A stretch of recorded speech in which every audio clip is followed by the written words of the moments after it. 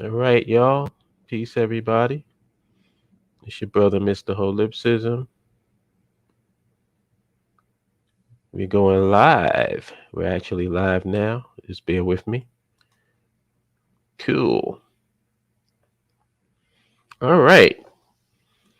So, the topic of this live stream today is the BAIO in Ethiopia, and we're featuring our brother Deonte Ford. Um, he's going to give us some boots on the ground field reconnaissance report on our trip to Ethiopia. Last week we did Tanzania. This week we're doing Ethiopia. Tonight we're doing Namibia at 7 p.m. with the Sisters for Nationhood. So we're doing our thing. You know what I'm saying? We making it happen here at the BAIO. So Deontay, if you're ready, you can come Yeah, on. I want to say good afternoon to everybody, and getting some. I feel great this afternoon. There's a lot to discuss, especially when it comes to the infrastructure in Ethiopia and what they're building and what they're doing. They are doing it big, folks. So with that being said, I'm gonna get right to it. Most of Ethiopia's infrastructure building is more industrial. So they're building a lot of bridges, a lot of dams, a lot of industrial projects like aluminum factories. So that's pretty big. One of the biggest things that I managed to get information on that they were actually in the process of upgrading is their Genel Dawa hydroelectric power plant, which is a dam in the southeastern part of the country to help regulate and boost the capacity of Ethiopia's electric power capacity in the southern parts of the country. So that's pretty big. The project cost about $451 million. I know 70 million of it was put up by the Ethiopian government. The rest was covered by a loan from China. But this dam that they have down, especially in the southeastern part of the country, holds a ton of water.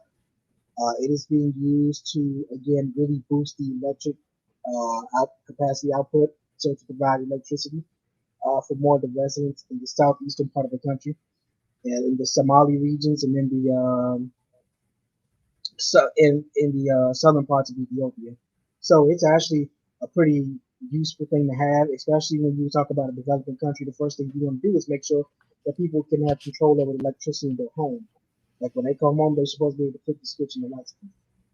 So that's pretty cool. I want to ask Uh, you something. sure.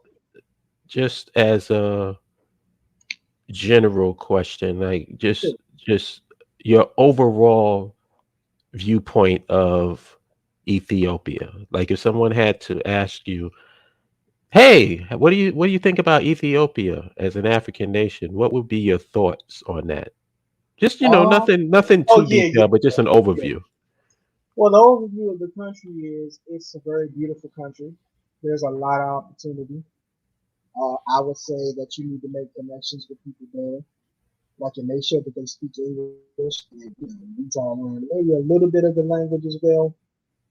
As far as foreign trade, English is still the biggest thing that they have as far as foreign language.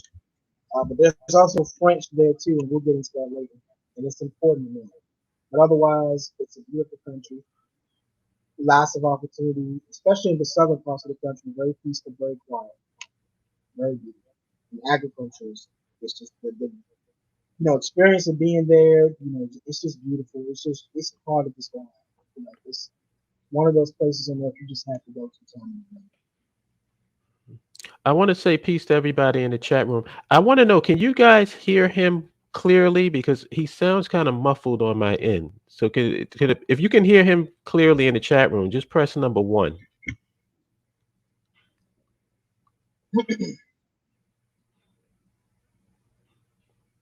Because your voice sounds kind of tinny on my end, like you're speaking through something. Hmm. Hold on for a second.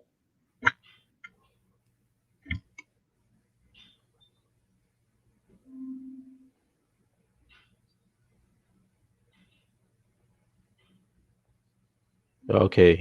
Emoji said he's clear, just low. Spiritless just says nope. All No, right. you can't hear him, or you can hear him. Yeah. Oh, she says low and trails off. Low and trails up. All right, I'll speak louder. I'm gonna try to see if I can turn this thing up just a bit. You're on a headset, right? Yeah. Okay. Well, yeah, I'm just going to speak louder. Okay. So the next thing I want to talk about is part of one of their grand designs. This one's a bit different. It's a skyscraper, but I probably should have posted this last night. I was going to put this in chat so you guys had a general concept of what they were building. But there's Hmm. a how do you say a kitchen utensil, not a utensil, but like a housing utensil that they use to store food in Ethiopia. It's called a mizab, but it's like a giant basket.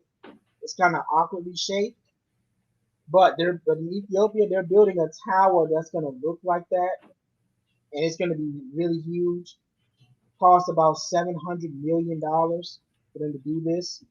It's going to Hmm. be this whole thing is going to feature hotels, restaurants, gyms, golf courses, along with other features that's going to represent every single culture aspect of Ethiopia. It's even going to have shopping malls. So this thing is going to be massive, and it's going to be the largest skyscraper in Africa. It's going to be finished in 2 years from now. So that's what they're doing is they're really trying to develop their country to clean their water, doing their roads, building more infrastructure to create more jobs for the people. Like they're doing all this, and some of it is covered by loans, but they're paying off the loans quicker than what they're actually getting. So it's kind of impressive what they're actually Also, doing. Deontay, if you have any links that you want me to share, just send it to me in the Signal group, and I'll Oh post yeah, it for you. yeah. And I'm unfortunately they the projects that do have the links for them, but they'll be one at a Hmm. time. So Yeah, yeah. Go ahead. You can just send them to me, yeah, and I'll put them up. Peace to Dundada. Peace to Spirit Lifters. Peace to Woozy. Peace to Umoja. Peace to Underrated. Peace to everybody that's listening. yeah, man. Peace to everybody in the chat room that's listening. Yeah. Um, Now, I had a question about the people. oh, the What's your people there, assessment of the people, the boots on the ground, everyday people in Ethiopia? man. The people there are very unique.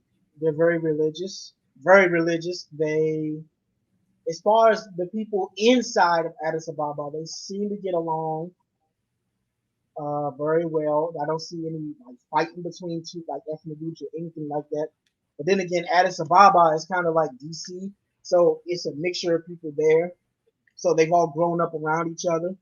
But when you step outside to the countryside where I went to, not just last year, but this year as well, like possibly Mhm. Oromia, like the Oromo region, um, and then possibly the Somali region, you can see like while there's calm there, I didn't really see any tribalist type stuff. Most of the people, like I said, they got along. They're very religious people. They're business people. They're working, trying to make their way in the world. They're selling their goods. They're doing the everything, the everyday thing that people here in the states do. They're very loud at times. They love music. Everywhere you go, you hear a song playing. People are dancing, enjoying themselves. They're just living their lives.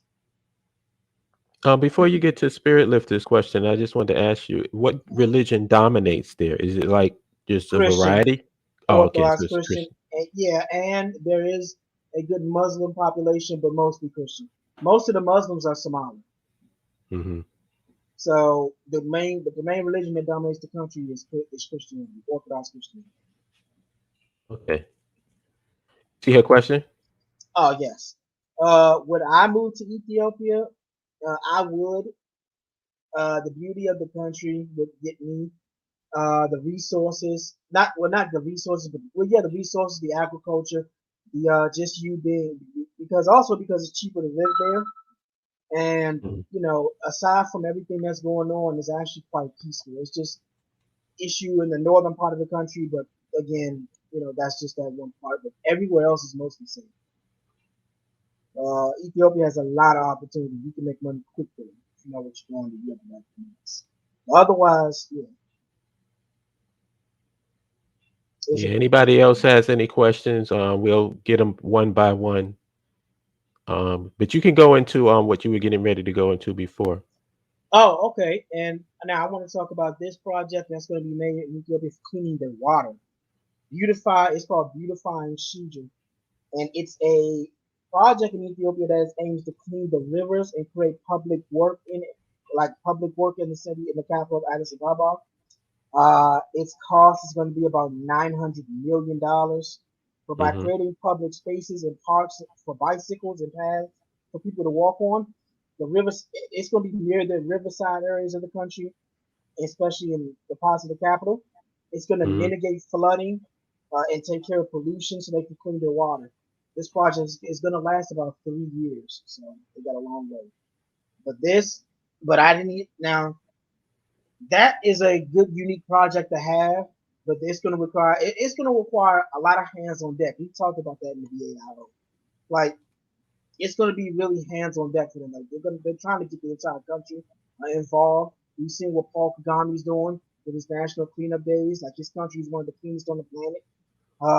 From a Ethiopian Prime Minister Abiy Ahmed, and I know that Paul Kagame have a relationship. And to be honest, when I saw the Rwandan embassy in Ethiopia, it was the most beautiful one out of all the African embassies I've seen. And it was Wow. better, yeah, and it was better than the American one too. Mm. The American one was just bigger, Yeah, but no, the Rwandan embassy was drop dead sexy. It was beautiful. It was beautiful. that makes sense. It does. It It does. definitely makes sense because Rwanda's is very clean. That place is Yeah. even the village areas are clean. Like I Yeah. said, it reminded me of like the African version of Japan. It just felt like you had the modern city, and then you had on the outer reaches the traditional village areas. I like Yeah. that. I like Yeah. that. And yeah, man, it was just so. It was just so clean. Like it was just new. I thought they had just built that. And they said, no, that's been there since the 80s. And I was like, that it used to Hmm. look bad at one point, but it was a medium sized, beautiful sized embassy building. It was so clean. Hmm. It Yo, could was, you send me the links to those projects you're talking about oh, while yes, we're speaking? absolutely. Yeah, Just go, absolutely. just post them in the Signal group. Oh, okay, sure. I just But, sent you something there anyway.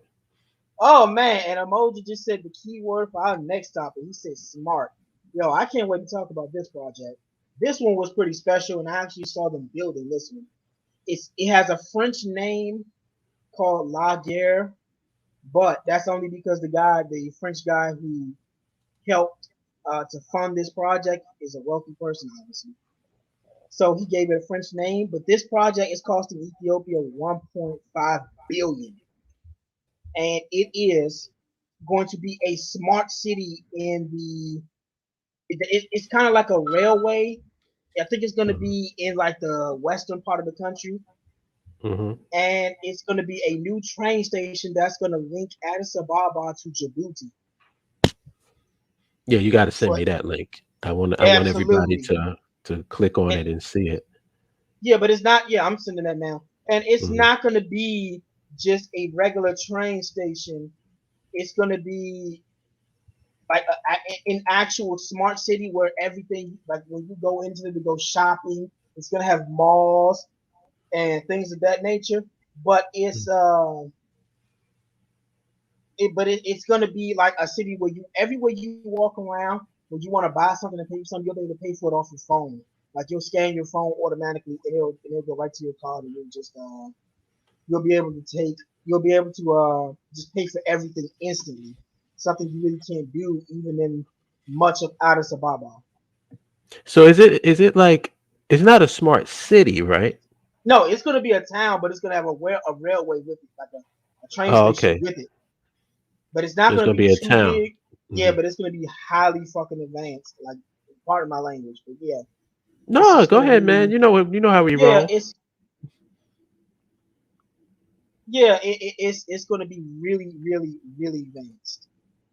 So for that kind of thing, that is pretty magical. And for them to be doing this, they're connecting with Eritrea, connecting with Djibouti. They're building all these train roads. What they're trying to do is make it easy for them to import goods, and it's going to save them a fortune because unfortunately, if there are some downsides to Ethiopia, is that they export more than they import, so the debt is just naturally. Yeah. So they're trying to Don't save it. worry. Don't worry, y'all. I'm gonna post the links as he send it to me so y'all can check Yeah, out what some of he's them are going to talking be about. videos. Yeah, some of them are going to be videos because unfortunately Yeah. there are very few articles. I'll post them in the And chat room, as he yeah, sends them man. to me. Yeah, and I got one coming now. My computer's just running a little slow, so y'all gonna have to bear with No, me. it's no problem. Because I really don't use it. Most of the thing I do is off my phone. Were there any foreigners taking over the country? No. Ethiopia. There are a lot of there are a lot of Serbians and Syrians in Ethiopia. They're broken homeless on the street. No, no joke.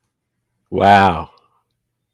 So yeah, unfortunately, like they're not. They already know not to buy Chinese product because they don't want fucking China to take their money.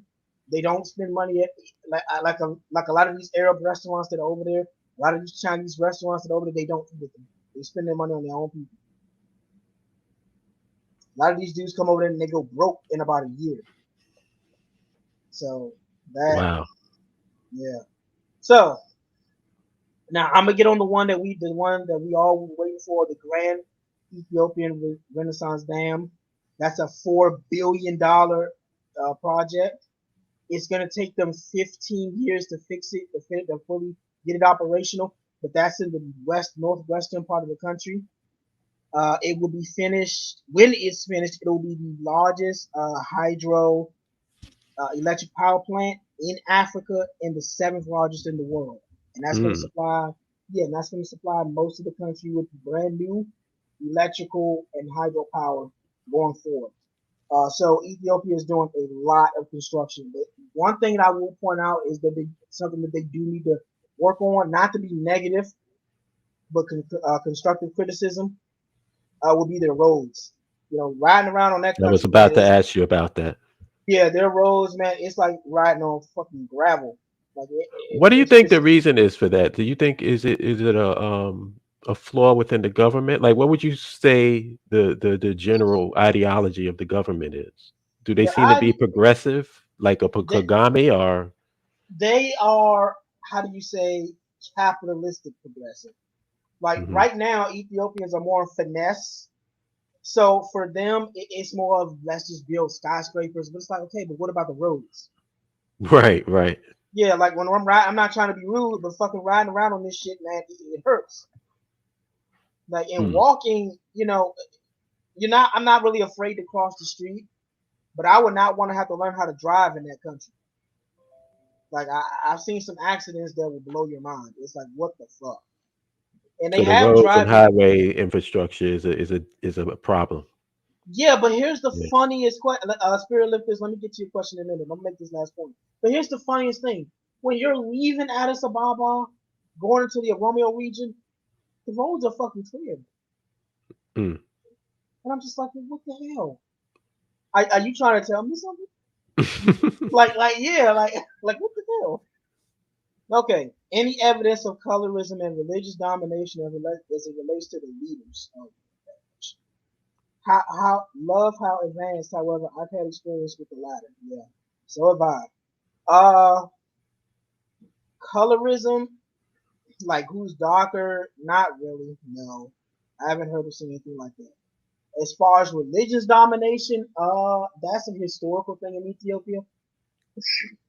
Excuse me. It's been a Christian.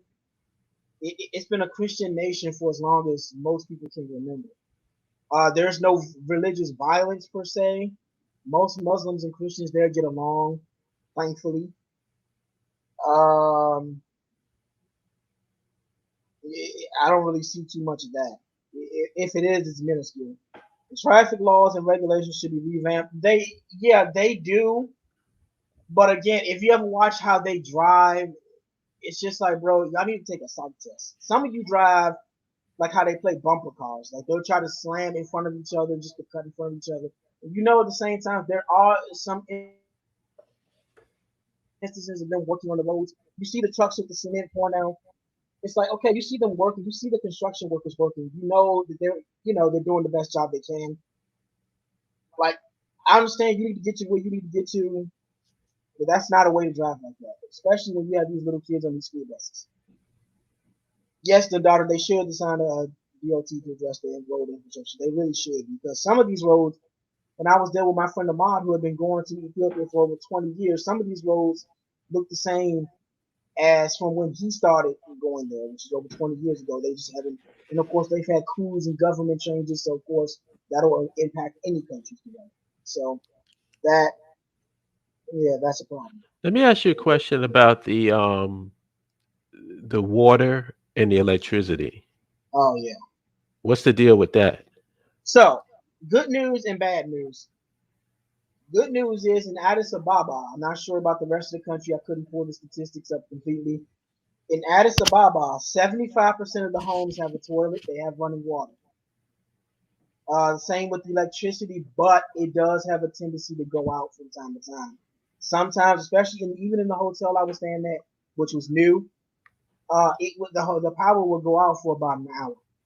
Hmm. Yeah, the longest time was about an hour, but it does come back, and it doesn't tend to go out for at least another good 2 or 3 weeks, mostly. Mm-hmm. Um, Last year when I traveled there, I was at a hotel, and in the middle of the night, we heard the fucking transformer explode, generator or whatever it was, Mm-hmm. and it was in like the dead of night. It had to be about 2, 3 in the morning. So imagine not having no air in a country that's that humid for about that long. Mm-hmm. So again, they are developing the country. It's getting fixed, but there are some minor quibbles. But in the country that's building and they are working to correct that problem, you can certainly understand. So it's just like, Would you say that the people are politically active? Like, do they put pressure on the government to do these things, or is the government just, yes, no, yeah? there's pressure. They've had Oh, okay. rallies when I went there. They had rallies before I came. Most of it was about the war, but they also demand now more than ever are demanding more from their government, like that, like more jobs, which the government is doing. But like I told you, building the infrastructure that's giving them more jobs. They're gonna have more jobs by 2025, I predict. Mm-hmm. So they're doing what they need to do, but Ethiopians are very impatient to an extent. So, The and I can people, understand. Yeah, they can be. Yes, they can be. that's kind of good though. Yeah, it is. It's what led to Haile Selassie's overthrow in Yeah. 1974. It wasn't that he wasn't necessarily trying to fix the country. It's just they wanted stuff now, and they had been Mm-hmm. living in poverty behind most of the developed world for a time. They got pissed, like people do, especially black people who are tired of living in fucked up situations. They're like, Mm-hmm. no, we want change, and we want it now. So they are holding this government's feet under the fire. That's why security is a little on edge in Addis Ababa. It's not just because of the TPLF. They're worried that some of the civilians may lose their temper after a while.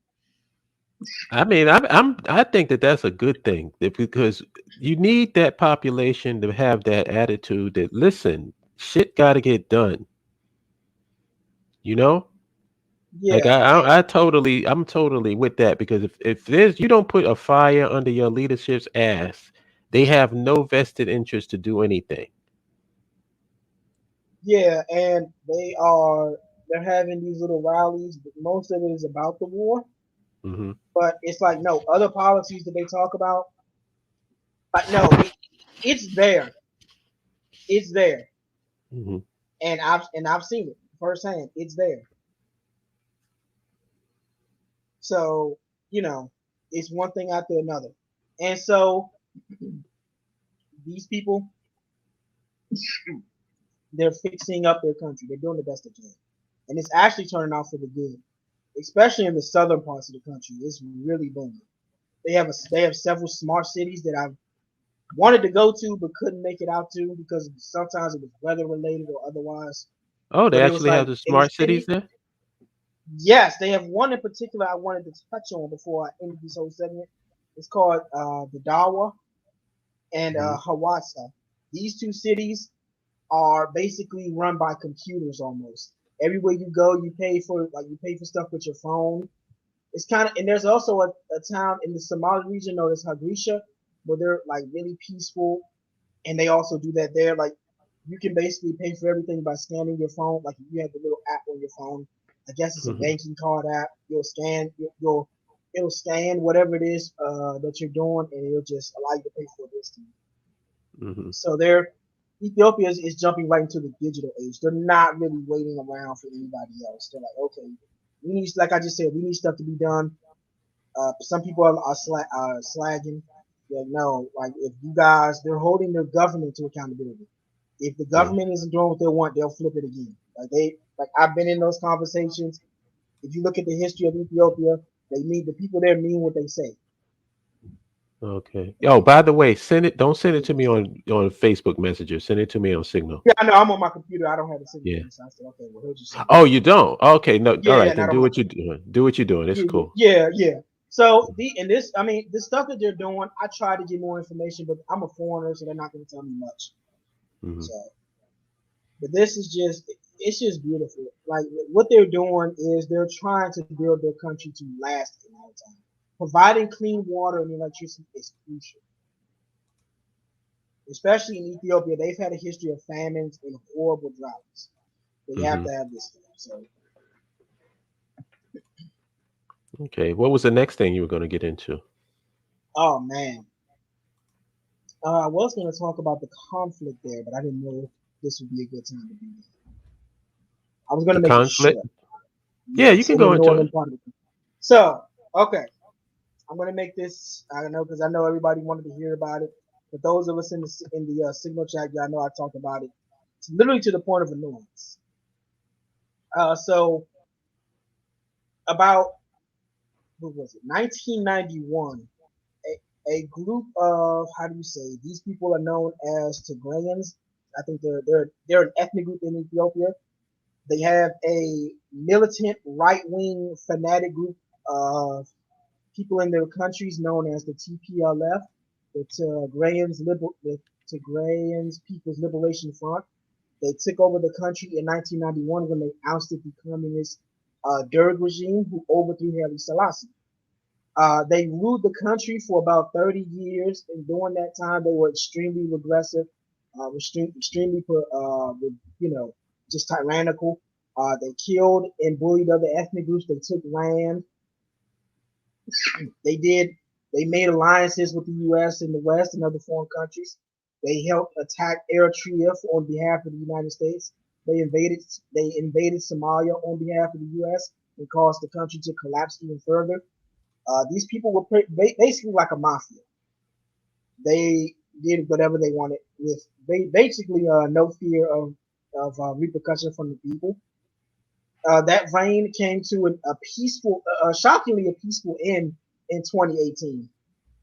They were peacefully pushed aside by even some members of their own government in 2018, and it gave way to the young Prime Minister Abiy Ahmed to rule in power. And from 2018 to 2020, retrospectively, the TPLF did everything they could to sabotage his leadership. Before they left, they took and stole thousands of pounds of gold from the Ethiopian treasury. It didn't hardly left the new prime minister of the new government regime any money at first. There were reports of Ethiopian government federal authorities seizing large tanker trucks filled with American money that was belonging to the TPLF. And course of weapons were also found in several hotels. One of the hotels I actually stayed in, the Ethiopian federal government was starting to raid these hotels because they were filled with prominent TPLF elitists. They found in one of the hotels I was staying in, we found large caches of Kalashnikovs and American money because the thought was that okay, if they ever got driven out of power, they were going to use some of their sleeper cells to seize these weapons and quickly overthrow the government. Mm. So, oh yeah, man, it was just wild. And I think it was November 4th, 2020, in the northern part of the country, near in I think it was either in Tigray or around that region, Hmm. the TPLF massacred 6,000 Ethiopian federal soldiers. Some of the soldiers they would make them like retreat to different parts of the country, but while they were doing so, they would chase the soldiers with tanks and run them over. So they did some despicable stuff. And some of the And fields, what's the name of this group? The TPLF, the Tigrayan People's Liberation Front. Okay. Yeah, and some of the female soldiers that they killed had their breasts cut off. So yeah, they were doing some awful stuff. They started a war, and in about 3 weeks, when the prime minister sent in the federal troops like he should have, Hmm. they basically ran away from them. They were knocked out of the war in about 2 weeks. Their capital of Mekelle in their region, the Tigray region, was captured like in about a week. Hmm. So and for like several months they hid in the jungles and stuff, and then all of a sudden, I'm not really sure what happened, but it looks like they reclaimed their capital and they reset up their base. And ever since then, they've been launching like attacks with different ethnic groups on the people, military attacks. They've been looting, killing, raping, just doing anything they can. But the federal government declared military action on them and started pushing them back into their own region. And they've been caged up there almost ever since, like for the last several months. Mm. So they, all the money that Ethiopia had would be going to developing the country, but it's going to war. So it's very unfortunate. Yeah. Did you get all the links I sent you? Yes, I posted them in the chat room. I'm trying to find this last one. Yeah, it's just wild. I feel bad, for the people there, 'cause they have to endure this stuff. It's like every year, something. Mm.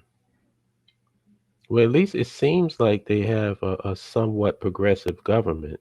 Because if all of this stuff is happening, somebody must be, who's the president? The president is a female president. I'm sorry, I can't really think about her name. I can't think of her name. But the main Mhm. power is the prime minister. The Abiy prime Ahmed is minister. the yeah. The president is just a figurehead. It's just a Right. yeah. No, the real leader is the prime minister. Okay. And his Abiy name? Ahmed. Abiy Ahmed. Mm. Abiy Ahmed. He's the What's leader. your opinion on him? He's hard to read. I think he means well, but some of his actions, kind of like Kagame, are kind of questionable. Like you see what he's trying to do, uh, long term, but it's like, bro, you really could have, you really could have done this a different way, maybe better. But again, their country, their history is so up and down. So he's doing the best he can with what he has. Hmm. Uh, he too has arrested, I guess, what you could call political enemies. Although some of the people he put in jail were kind of deserving of it, but it's just like okay. But otherwise, the country has rallied around him, so it's for the better. I think he's gonna hopefully put that country in the right direction. He's a capitalist, and it's down Hmm. to him. So we'll see. Uh, I I support him only because he's not the TPLF. I hope he doesn't turn out to be a tribal moron like them, but we'll see. So we'll see. Cool, cool. Unfortunately, tribalism is something that's deeply eroded in that country. Do you find that the Christianity being the dominant religion over there is helpful or hurtful? Uh, it's not really stopping them. So they're still about building the country. I haven't seen it can be hurtful. Like if Like how the women treated? the women are treated like queens. They go wherever they want to. The men really don't care. They're more modern. Or at least that's what I've seen in Addis. Now, if you go out to the countrysides and stuff, it gets really conservative. It's like, no, stay home, do women stuff. Don't worry about going to school. The men will go to school. We'll go ahead and put bacon on the table. It can get really conservative Hmm. in the countrysides. Now, in the modern cities, it's a bit different. They going whatever they want. They seem generally happy. I've not seen too many unhappy couples.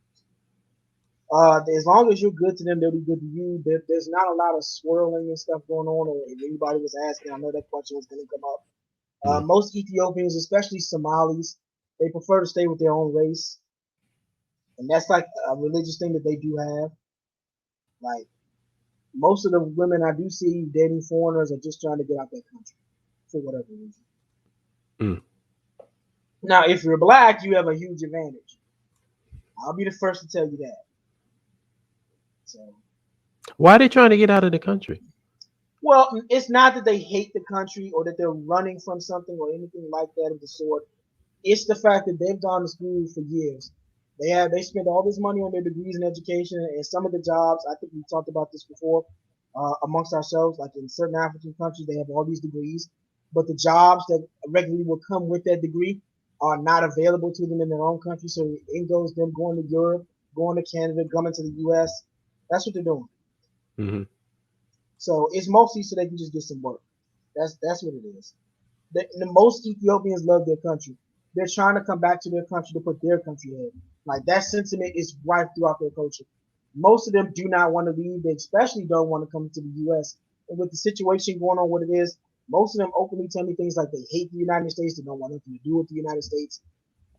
But they acknowledge that this is a country that, for all intents and purposes, will take them in and give them a job, which is what they want. Hmm. So it's, The thing that really just sticks in my craw about just not just Ethiopia, but just African countries in general is the water situation.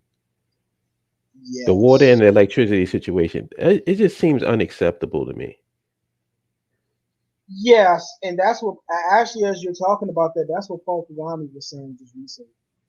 And Oh, Abiy really? Ahmed, yes, and Abiy Ahmed echoed same sentiments. And they are trying to, as I pointed out, they are trying to fix it. It's not like they're sitting around just filling it with their fucking thumbs. It's just Right. no, they're fixing the situation, or at least trying to. So Because they, that's the main issue. Like when you got Africans in America repatriated to the continent, like that's the thing you hear. It's like we're just used to amenities, you know? yeah, yeah, And and if we you don't can't know get what the it's like to go without. basics, yeah, if you can't get the basics, it's gonna be a hard sell for you to get people to come into your country. Yeah, and I've seen it firsthand. So it's like, okay, they are trying to fix it. This is going to take a minute. Y'all are going to have to bear with these people. They're Hmm. not magicians. It's not going to happen overnight. We all got to band together and work through this. If you feel like it's And they're like not for the alone, you know. It's not like as if they're no, alone. It's like there's no, plenty other countries having the same issue. yeah, and this is what the topic I really wanted to touch on because we've spoken on this before. The Hmm. next big war or conflict isn't going to be about oil. It's going to be about water. Right. Right now, Africa is going to be the place to be. The Blue Nile that they're going, that the Ethiopians are using that's running through the country, the Blue Nile, the Blue Hmm. Nile River, that's going to be a major source of resource for a lot of countries, especially countries in West Europe like France that are struggling with clean water, Germany struggling with gas and clean water. So people have to really keep their eye on that. Like that's big going down the road. Right. So if it just it's one of those things where you really, really have to start getting up and running. A lot of these African leaders are concerned about having access to clean water for their countries. But only I noticed that only very few are really taking steps to make sure it's there. Like Paul Kagame, like Abiy Ahmed, like the leadership in Tanzania, like they're trying to get on to clean water as well. So you know, we have to unfortunately just play the waiting game. That's all we can do is wait and see. Hmm. But otherwise, these countries are really developing. Now, I know a lot of the brothers want to know this question, and I know you were prepared for it. The Go ahead. sisters. Ah, How are the sisters in Ethiopia? the sisters are depending on what kind of girls you go after. Most of them are very conservative, like they're very Hmm. religious. Some, like most of them, are nothing before marriage, unless you got that kind of game and you say the right words. But Hmm. most of them, yeah, they're like, yeah, nothing before marriage. They're just very good women. Like Hibasha girls don't play. Like if you, like you can literally get engaged to one of them after like the second or third date. Wow. Yeah, like yeah. Also, since we're on the topic, uh, for in Ethiopian culture, it's normal for them to have large families after they get married. So they're talking like 4 or 5 kids. I've had that conversation. Mm, Like they want big families. right. So it's it's especially like that in the countryside. There are more moderate women in Ethiopia in Addis Ababa. Like you may find some that are I'm not calling them hookers, but they are a little loose. Mm-hmm. Like not loose like they sleep around with everybody, but but you can score. Um, but most of them are about marriage and just having a strong family. That's cool. Ain't nothing wrong Yeah, with that. yeah, like no, like that's part of their religion too. Like Mm-hmm. no, you need to have a large, strong family. We're talking 4 or 5 kids. Unless you are a Muslim, I would not go after any of the Somali girls unless you are a Muslim Oh, and really? a black one. Yeah, and a black one. Mm-hmm. Now, as far as there's another ethnic group called the Afar. They live just a little north of the Somali region. You may have heard about this area. It's the hottest place on the planet. They strictly do not date anybody who's not a farmer. So if you're not an Afar person, you can't have any. Sorry, not for you. Wow. So now, so that leaves only like 2 or 3 different ethnic groups. Four: the Amhara girls, the Oromo girls, the Southern people, the Southern, what do you call them? Southern peoples. Their girls are very beautiful. Uh, the Brage, yeah, very beautiful. Like they'll date you. But the Mm-hmm. Somali, the Afar girls, unless you're Muslim or unless you're one of them, you're not getting them. So yeah, that's off limits. Don't forget, So people, if you have any questions, ask them in the chat and we'll address them one by one.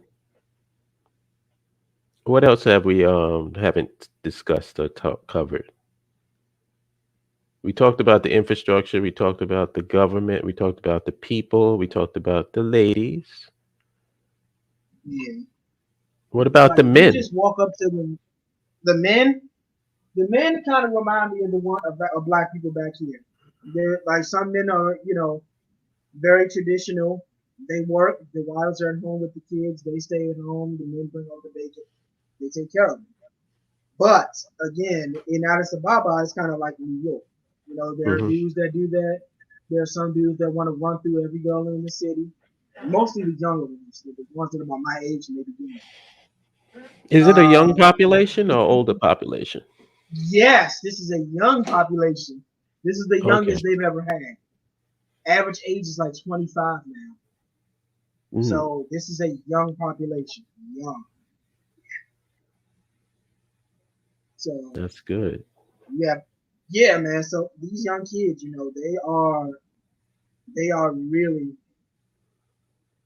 they are really on.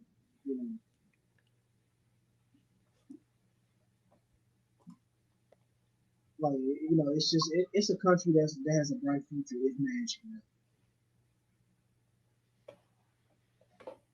On behalf of the sisters, have you observed Ethiopian men with non-African? Yes, but they're in very small. They're in very small numbers.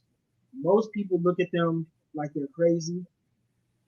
I've seen a Chinese dude with one girl, but they keep to themselves. Like no, yeah, like these Ethiopian parents, especially the older ones, they are still on the path. They're still on the viewpoint of you have all these young black males here in Ethiopia. Some of them are Tigray, some of them are Amhara or Romo. Why are you pressed to date a white person or a Chinese person? They don't get it. They're like, Were there okay, a lot of white people there? I seen as opposed to what I saw in Tanzania and in Zanzibar. No, there were more Chinese than anything, but they kept to themselves. They lived on the embassy. They didn't really bother anyone. Hmm. So you So didn't no, see a not lot of many. whites. Okay. No, I saw maybe 1 or 2, but they looked like they were doing something business related. Nobody How was many bothering Asians did you anyone. say you saw? White a lot. A lot of Asians. Not like a swarm, but there were enough to where you could say, okay, you can tell China is really invested. So they're like a They small were Chinese. minority there. Yeah, they are a small minority, but they mostly live on the compounds, like with their embassies and stuff. They really weren't in public. If they had to come out in public, it was mostly just to get something to eat or drink, or do a little shopping here and there. Mostly they just, they kept to themselves. They kept to themselves. Hmm, that's interesting. Now I did witness the sex tourism type stuff. That was mostly in Tanzania. You can see some of the white girls messing with the Maasai dudes. I did see, maybe I didn't really see too much of that in Ethiopia. Most of the Chinese dudes that were interracially dating, they had families with these people. You could tell they've been around for a while. Hmm, But again, the whole IR thing out there, interracial relations, that is like minute, like really small. Most Ethiopian women want to be with Ethiopian men. They don't. nice. Yeah, that country is it's landlocked. It's never been colonized by European powers, so they don't really know. They didn't really go through, for better or worse. They didn't really go through with some other African countries where you might see a lot of higher interracial couples. So there's that. My impression is that between the religion and the ethnicity, Ethiopians are shut down. The religion is what it is, but I've never seen it hinder them from living their daily lives. They're not necessarily shut down; they're just really conservative. Hmm, They're still doing what they want. The ethnicity stuff, yeah, that's a separate issue. That's mostly due to TPLF type stuff. It's been in their culture for a while, but if you ask the average, the older Ethiopians like the ones in their 60s and 70s, under the TPLF, that was the worst it ever was. That was the worst it was. And yeah, Emoji, you're right. Zanzibar had way too many foreigners. We saw Indian people, Turkish people, just they were actually running businesses that looked like they were thriving. So that was mostly on Zanzibar. Though. The mainlands were a bit different. But that's the Rastafari community in the country is there, but they're not as loud as they used to be.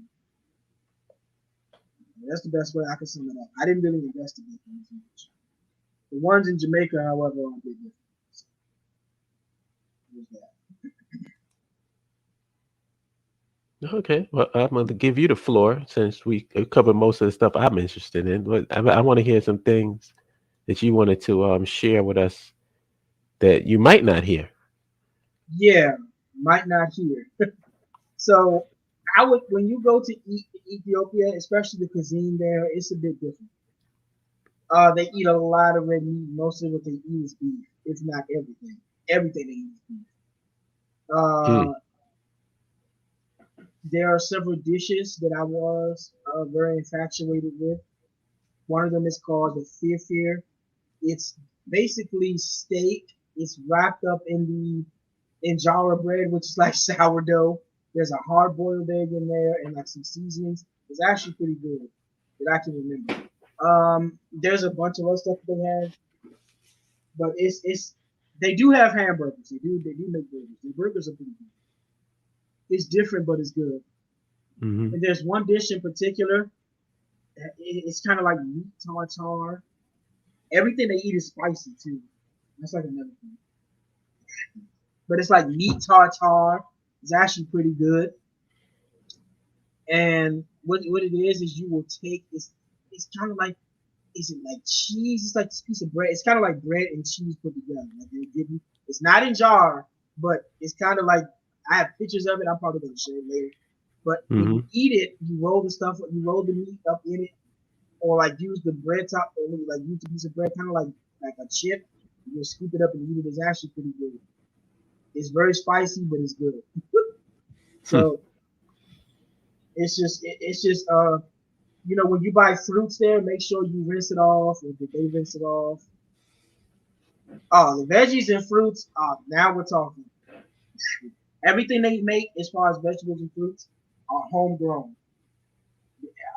especially in the Oromia region, because that's where they're known for their food. The fruits and vegetables are by far the freshest and best tasting you will get. Just make sure you rinse it off. They give you for a little bit of amount. They'll give you a good supply of it. So as far as Ethiopia is concerned, you just cannot go wrong with fruits and vegetables in your country. It is extremely cheap. And most of the people there don't eat meat that often. They're more vegan than anything.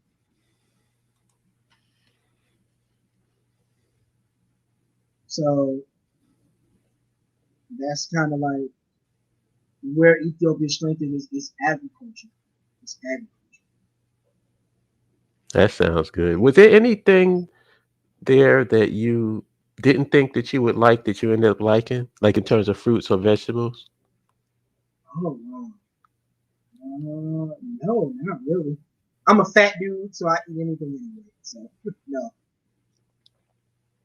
Yeah, because I noticed that was the main thing. Like when you go overseas, the fruits and the vegetables just taste different, man. Like a They taste fresh. tomato overseas does not taste like a tomato in the States. It's two completely different things.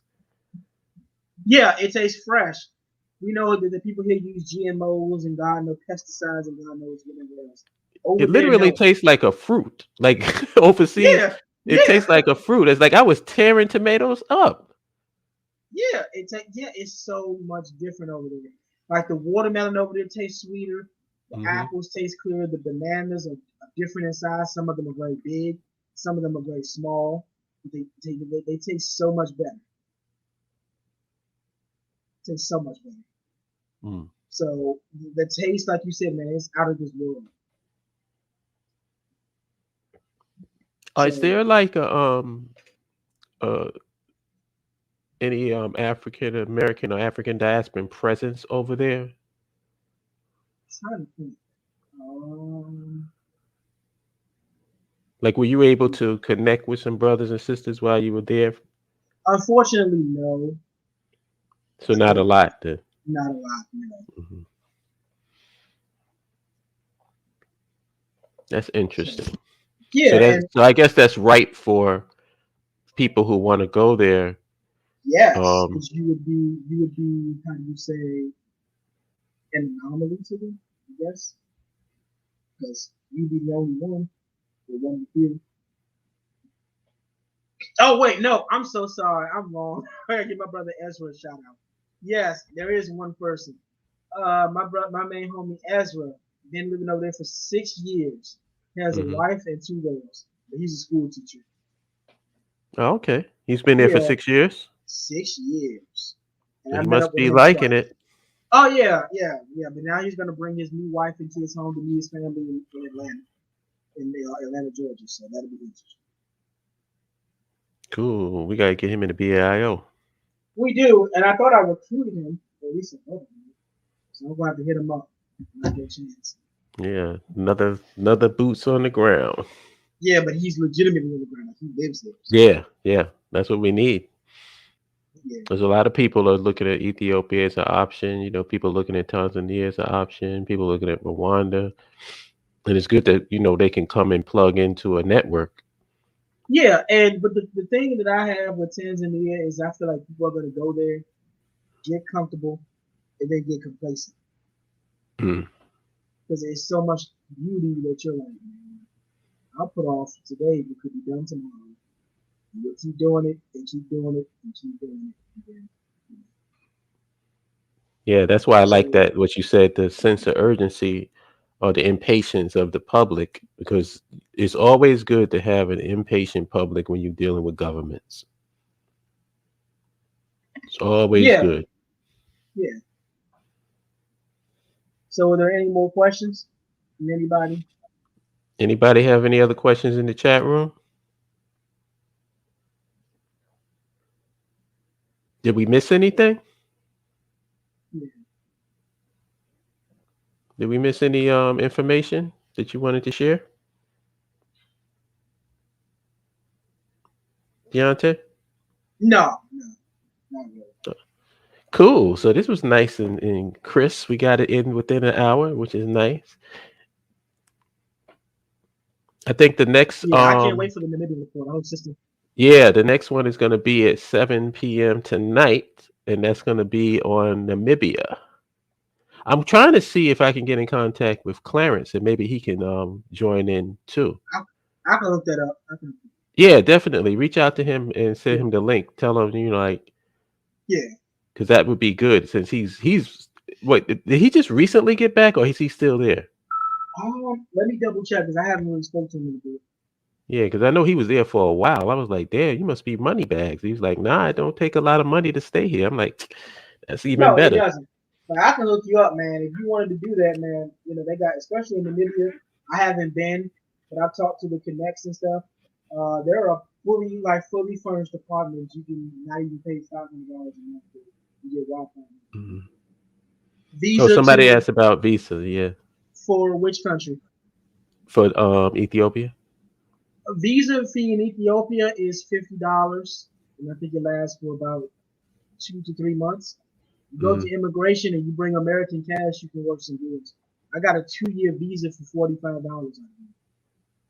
nice, So yeah, money talks.